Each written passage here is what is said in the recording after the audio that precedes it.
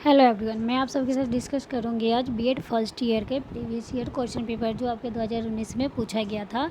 यह paper third है, learning and teaching. तो देखते हैं कि हमारा लर्निंग एंड टीचिंग का इंपॉर्टेंट क्वेश्चन क्या है। और हाँ, एक बात और है कि आपका जो एग्ज़ाम पैटर्न जो था वो थोड़ा चेंज हो गया। पहले क्या था कि आपका कि 5 क्वेश्चन अटैम्प्ट करना था, बट क्या था, फर्स्ट क्वेश्चन क्या था, कंपलसरी था। लेकिन अब क्या है, ऐसा कुछ भी नहीं है। अब क्या है कि आप कोई भी आप एनी 5 क्वेश्चन अटैम्प्ट कर सकते हैं। तो आइए अब हम देखते हैं कि हमारा इंपॉर्टेंट क्वेश्चन क्या है।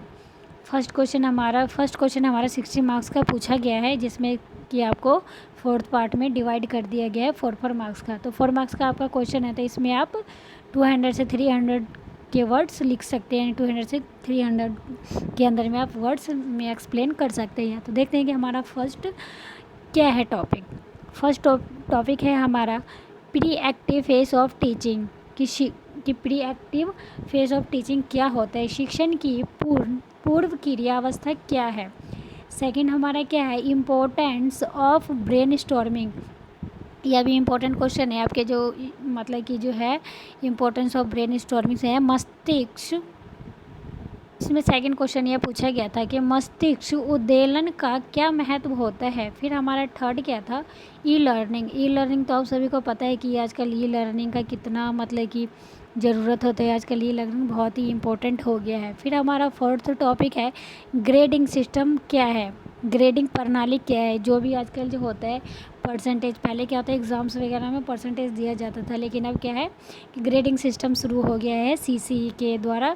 तो उसमें क्या है, ग्रेडिंग सिस्टम दिया जाता है, आपके ये नंबर सेलेक्ट किया जाता है कि हाँ इतने जो नंबर है 100 मतलब कि 100 से 90 वाले स्टूडेंट को मतलब कि A+ ग्रेड दिया जाएगा, या 90 से 80 वाले को दिया जाएगा। इस टाइप का होता है क्या, ग्रेडिंग सिस्टम होता है। तो आइए अब हम देखते हैं कि हमारा सेकंड क्वेश्चन क्या है कि हमारा यूनिट वाइज क्वेश्चन है। तो हमारा सेकंड क्वेश्चन क्या है, सेकंड क्वेश्चन है शिक्षण की परिभाषा दीजिए और शिक्षण किस प्रकार के अनुदेशन और प्रशिक्षण एवं प्रतिपादन से भिन्न है। कि इसमें यह भी इम्पोर्टेंट क्वेश्चन है कि जो शिक्षण की क्या परिभाषा है वो बताइए, और शिक्षण की प्रकार क्या है, इसके बारे में आप सब क्या इन दोनों एक दूसरे में क्या डिफरेंस है आप ये बताइए, एक दूसरे से कैसे अलग है।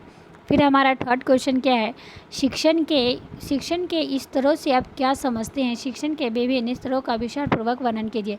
यह हमें ये पूछा गया है कि जो होती है टीचिंग जो हो, इसमें यह पूछा गया है कि टीचिंग जो होती है कितने मतलब कि टीचिंग लेवल क्या है और इससे आप क्या समझते हैं, और इसके टीचिंग लेवल कितने प्रकार के होते हैं और कैसे कैसे टीचिंग लेवल है, इसको एक्सप्लेन कर सकते हैं आप।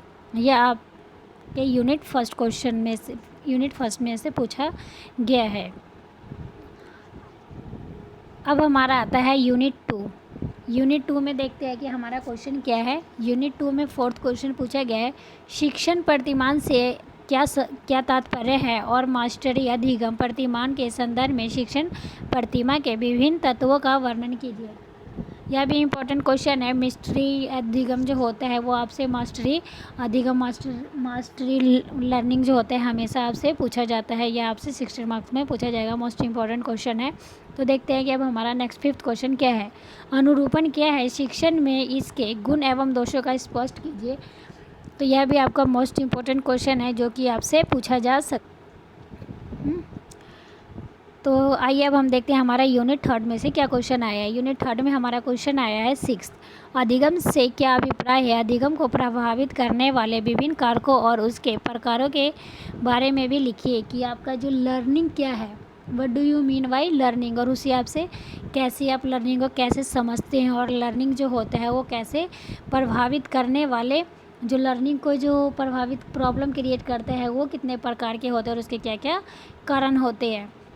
तो ये हमारा क्या था, 6th क्वेश्चन था। तो आइए अब हम देखते हैं 7th क्वेश्चन में क्या पूछा गया है। 7th क्वेश्चन में कि फ्लैंडर्स की अंतःक्रिया विश्लेषण पद्धति क्या है। फ्लैंडर की अंतःक्रिया विश्लेषण पद्धति द्वारा हम अंतःक्रिया की मतलब कि इसकी हम मैट्रिक्स तैयार कैसे कर सकते हैं। यह आपको मतलब एक फॉर्मूला दिया गया होता है, उसके अनुसार यह आपको तैयार करना होता है। अब हम देखते हैं यूनिट 4th में हमारा क्या इंपॉर्टेंट क्वेश्चन पूछा गया यूनिट 4 में आपसे मोस्ट इम्पॉर्टेंट क्वेश्चन है कि हमेशा एवैल्यूएशन के ऊपर हमेशा एक क्वेश्चन पूछा जाता है कि मूल्यांकन की अवधारणा, आवश्यकता और विशेषताओं की चर्चा की, जिसमें यह पूछा गया कि what do you mean by evaluation क्या है और इसकी एवैल्यूएशन की हमें ज़रूरत क्यों पड़ती है और इसकी क्या है कैरेक्टरिस्टिक्स क्या है, ये सब आपसे पूछा गया है। ये काफ़ी इंपॉर्टेंट क्वेश्चन है, यह आपसे दोबारा एग्ज़ाम में पूछा जा सकता है। फिर नेक्स्ट हमारा क्या है, सद एवं व्यापक मूल्यांकनों का वर्णन कीजिए और मूल्यांकन के लिए प्रयुक्त की जाने वाले विभिन्न